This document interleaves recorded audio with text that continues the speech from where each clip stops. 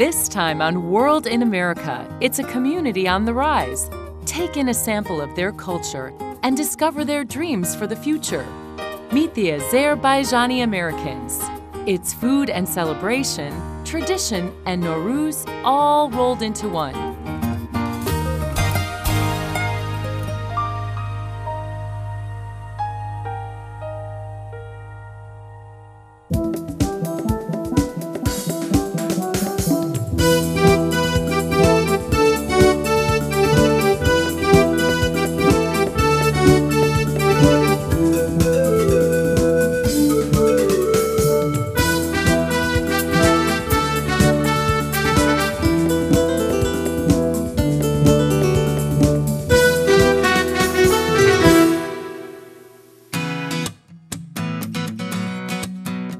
There's an old Azerbaijani proverb that goes, "Until spring comes, nightingales do not sing."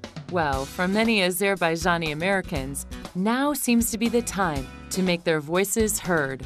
But for a better look at their story, we first go back to the land of their roots, Azerbaijan. Bordered by Russia and Armenia, Georgia and Iran, it's where the southern Caucasus reach the Caspian Sea. 8.6 million people reside in the country, roughly the size of Maine. Baku, the largest city, is a World Heritage Site and the capital of the nation. More than 90% of the population speaks Azerbaijani, a Turkic language, and most follow Islam. Christian and Jewish communities, centuries old, remain vibrant. Azerbaijanis of every background take pride in their country. They often speak of its 9 climates, ample resources, and abundant reserves of oil. Visitors may find their hospitality, art, music, and poetry just as valuable. Since their independence in 1991, the people of Azerbaijan have been eager to share with the world.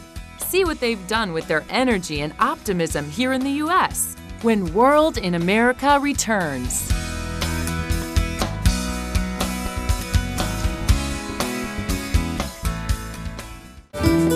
We're back with more of Azerbaijan in America.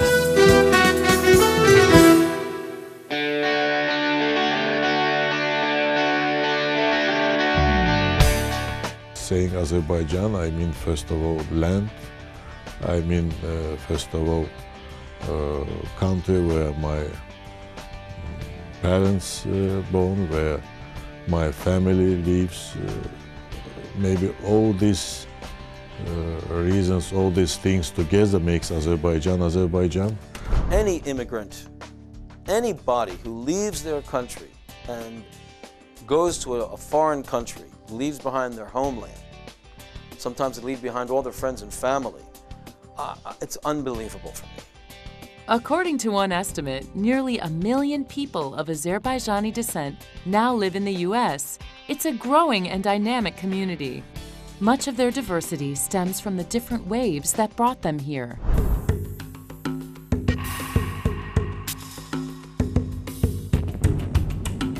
According to different estimations, we have more than 1 million Azerbaijanis in the United States.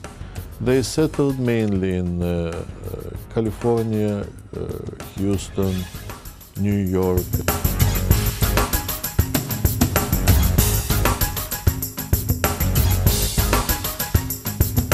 The first wave, as far as I understood, came after the Bolshevik Revolution in the beginning of 20th century, and I think that was the biggest one because of Stalin time. They didn't risk to come back to the Azerbaijan, to Soviet Union, and they decided to remain in the Western Europe and United States. The last wave was the collapse of Soviet Union, with some, especially first years of after the collapse of Soviet Union, with the military conflict with Armenia, with some internal troubles, economic and political. Today, Azerbaijani Americans across the board have found their own secrets to success. But whether you own a restaurant in Texas or trade stock in the Big Apple, making it is rarely a simple deal.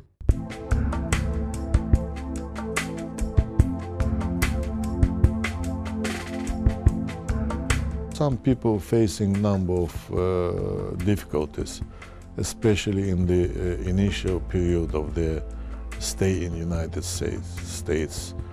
First of all is language.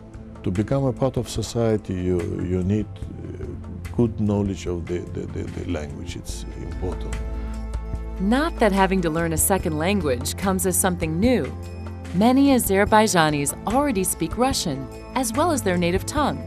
But for trained professionals with years of study behind them, starting from scratch can be a unique challenge. Secondly, the difference in the education.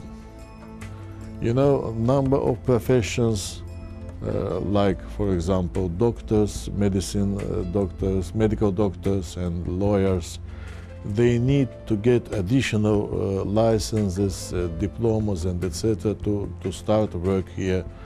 And that's another difficulty. Eastern culture has a certain mindset about relationships between people, between different generations, older and younger, between men and women, between members of the one part of society and another part of society, like the working class and the upper class. They have these problems over there and they bring them over here. And they come here, and here we are, everybody's equal. Okay, we have poor people and rich people here too, but there's a different mindset in America about all these interrelations between. They have to adjust to that.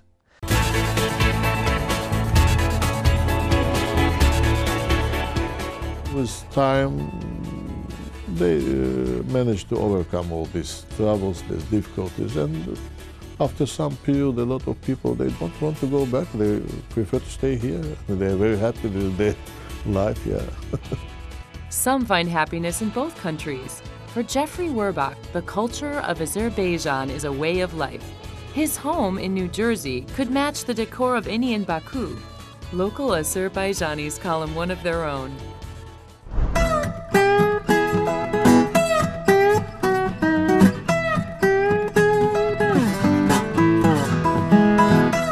I'm an American. I was born in this country, as were my parents. My grandparents were immigrants to this country 100 years ago, so I'm part of what they call second generation American.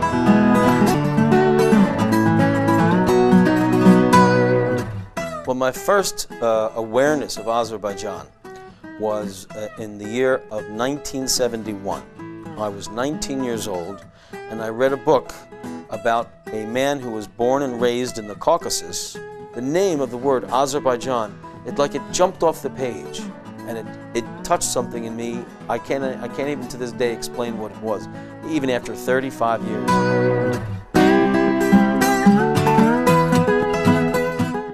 When I had the good luck to meet with an old man from Dagestan who played the Azerbaijani kamancha.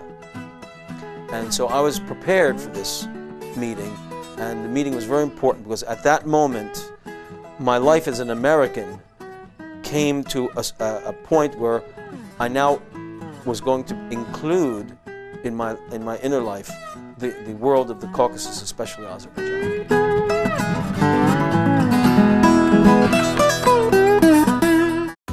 He traveled to the country, learned the language, and most importantly, devoted himself to Azerbaijani classical music.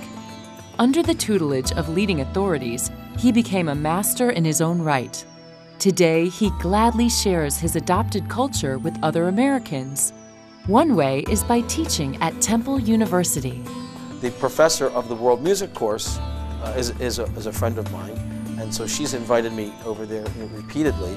And so just yesterday I was there giving some lectures, and they would sit and listen. They put and they would move their head like this. They don't know this music, and yet they begin to understand that there's something really wonderful in it. They pick up on it immediately. If you say, "But Jeffrey, you're playing for non-Azerbaijanis," do they understand? I say, no, they don't understand, but they feel. And they feel everything that's important to feel, and they're in favor of it. They want to hear it, they want to hear more. When the class is over, they are sad. Some of them say, please, if you have a performance, contact me, let me know. I want to come and hear some more of your music.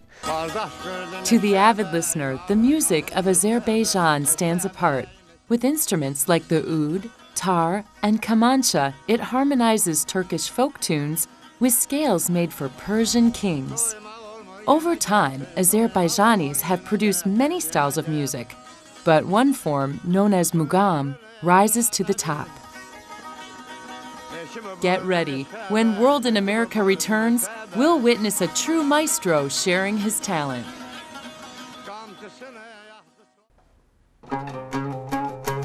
Mugam is it's art music. It's the right word for art, as opposed to folk music. Folk music is, singing and dancing, but mugam is you sit and you listen. It's not for dancing.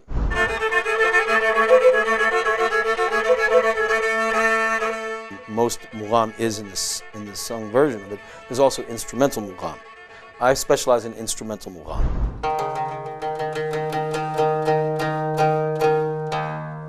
Many, many thousands of years ago, when civilization was just beginning to appear and cultures were appearing, each region had a local indigenous culture and a local indigenous music that was part of their culture.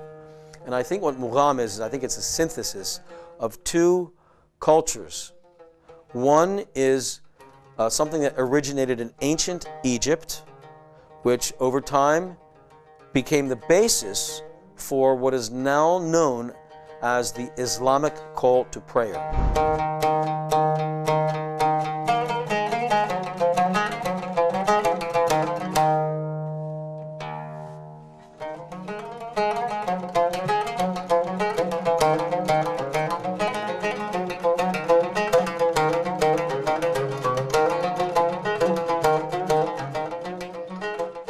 The music, it went into a place in me I did not know existed, and touched something so deep I didn't know there was such a deep thing in a human being.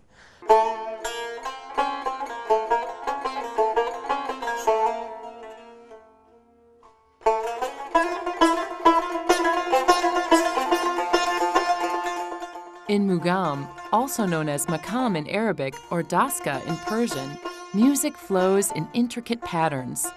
The notes are improvised, the meaning spiritual. The test of a performer is to take the ancient melodies and open them up by playing directly from the heart.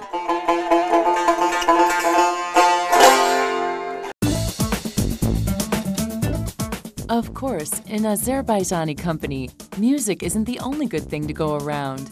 Here in the United States, one place to enjoy their cuisine is Chinar on the island. Chinar means maple, and this Staten Island restaurant uses the golden tree as its emblem. One look at their impressive menu will show you why. Lamb is the first meat of Azerbaijani cuisine. They also have what they call malat, which we call beef. Right? They have it, but mainly lamb is their number one source for food, for meat. Lamb and sheep. Meat is a staple on Azerbaijani tables. Azerbaijani lambs have a sheep, and the tail is a big fat tail. I've never seen it anywhere else. Our sheep have these little tails, so all the fat is concentrated in the tail, and the meat is a little leaner. Soups, made with painstaking care, always bring smiles. Another dish that they make is called piti, and piti is made in these small earthenware ceramic pots, and it's made from lamb and lamb bones. The bones are so soft you can eat them. They crunch like candy. And it's quite tasty. Piti is quite tasty. One dish stars leg of lamb smothered in mouth-watering vegetables. Hashlama.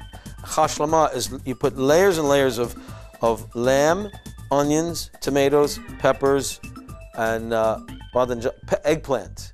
Then another layer, lamb, onions, tomatoes. You put it on top, the lid, close it up, season it with salt and pepper, and then you let it, and it's slow cooked. So when it comes out, everything is tender and soft. The food brings more than great taste. Served in restaurants or in the comfort of home, these dishes offer Azerbaijani Americans a sense of connection. The Azerbaijanis here, when they get together, they do make their traditional dishes, and they put the spread out, and they'll have all the different things. They pretty much replicate what they do in Azerbaijan.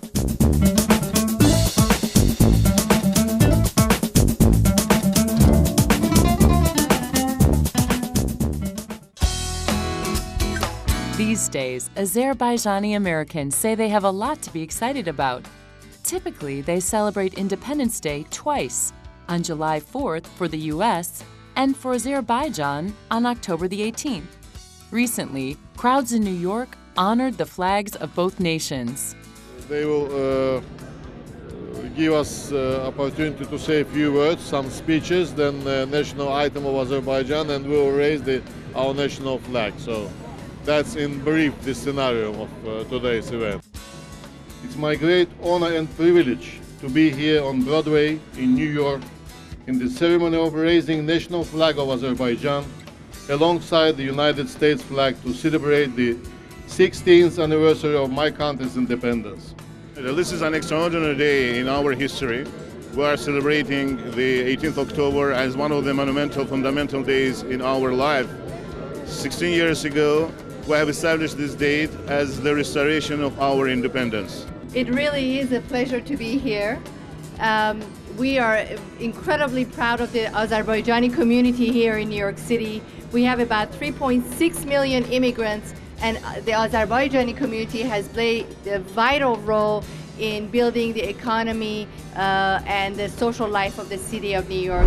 Good afternoon, I'm Azi Khalili, and I am with the Mayor's Office of Immigrant Affairs here in New York City.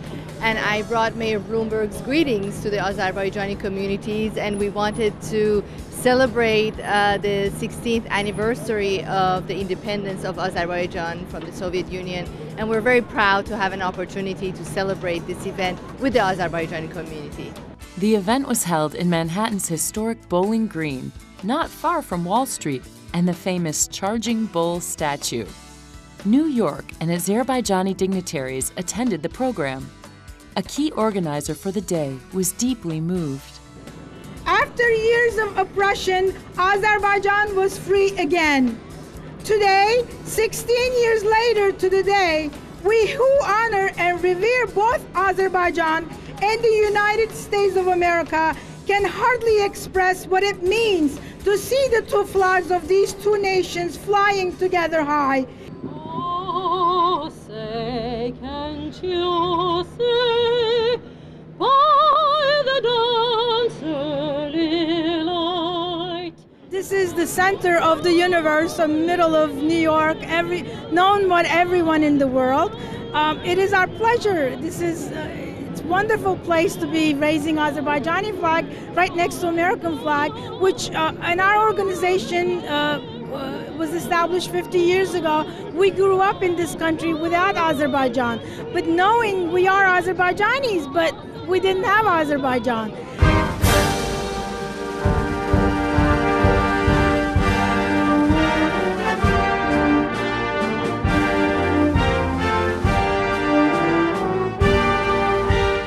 We should be together, and we should know that, we first of all, Azerbaijanis, first of all, we have to maintain our culture, our history, our language.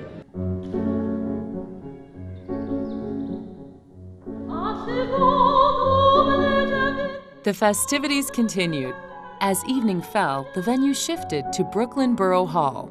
There, Borough President Marty Markowitz hosted a ceremony and reception to mark the achievements of Azerbaijani Americans living in that part of the city. Entertainment and awards ensued. It was a major coming out party for the community. The warm and stately gala even gave a taste of Azerbaijani opera.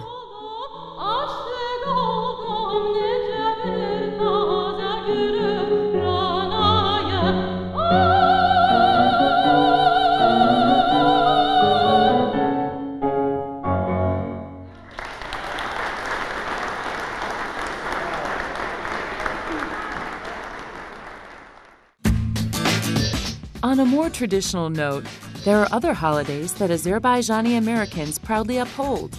Like other Muslims, they observe the two Eids, or Bayrams, of the Islamic calendar.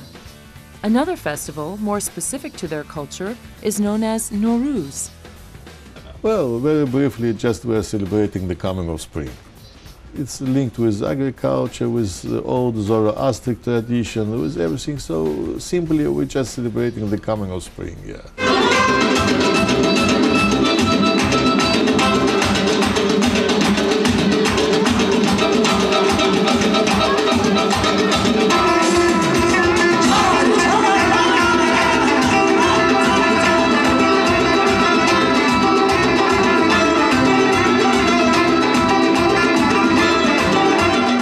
So Noruz is the day, the vernal equinox, when the long nights give way to long days.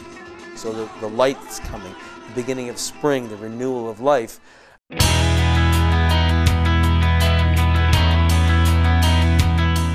The term Noruz first appears in Persian records 2,000 years ago, but many think the tradition is much older. From India to Eastern Europe, Noruz has long meant a day of joy. In Azerbaijan, people clean their homes, cook big meals, and harvest green wheat seedlings to serve on the occasion. But the most dramatic events often involve fire. The word Azerbaijan means land of fire. In Azerbaijan, the gas deposits, natural gas, were close to the ground, and it was easy for the gas to escape through the rocks and come out of the mountain. And I don't know how it started, maybe lightning struck, something ignited it, and you have a place called Yanar Dağ, for example. The mountain's been on fire for millennia. On Noruz, they make a big fire, they get wood and where they put it in a pile, in the streets of the Baku, and they light the fire. There's big fires, and there's no fire engines. You know, and every street you see another big fire next to the buildings. It's so strange, and children jump over the fire, and some of them get hurt. Sometimes you get burned because it's a big fire and you have to jump, and I've seen a couple of people get some burns on their legs, but it's part of their tradition. Here in the United States, Azerbaijani Americans work hard to preserve their customs. Attitudes do vary, however, among the generations. As with other communities, each family must work out its own balance of tradition. The older generation, a lot of them, they're trying to keep their identity, but time is doing its jobs, yeah. So they have a great respect for the older people, and the children don't talk back to their elders. They don't mock them. They don't answer back. And I remember they would sit, and even the teenage boys, boys, you know, who are supposed to be aggressive, they're so sweet and mild. They'll sit there and almost with a look, they'll jump up and go run to the kitchen and bring tea and serve the guests. You know, they almost don't have to say anything. That's how like they're keen. They're waiting for the word. For young generation, everything is easier.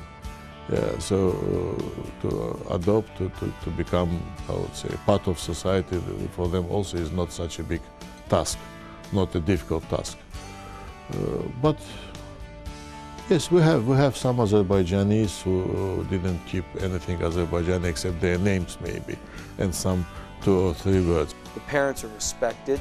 If the mother works, the father works, you're going to give your parents respect, because the children are aware of the fact that, you know, this is not something that's coming from, you know, God or something like that. The parents have to work to bring home the money to put the food on the table, and the children respect that. Through these societies, through associations, newspapers, and etc., our people's trying to keep its own identity. It's the general picture.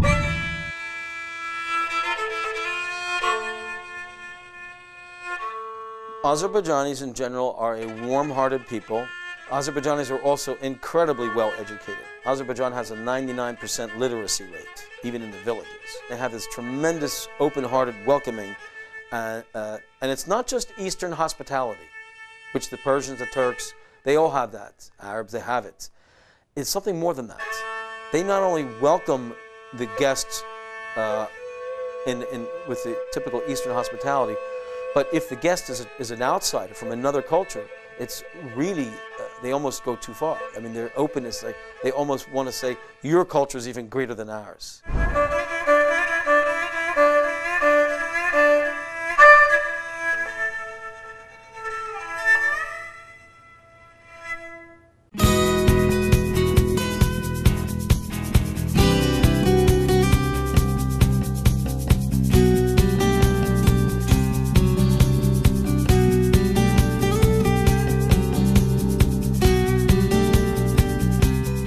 Across the country, Azerbaijani Americans feel their day has arrived.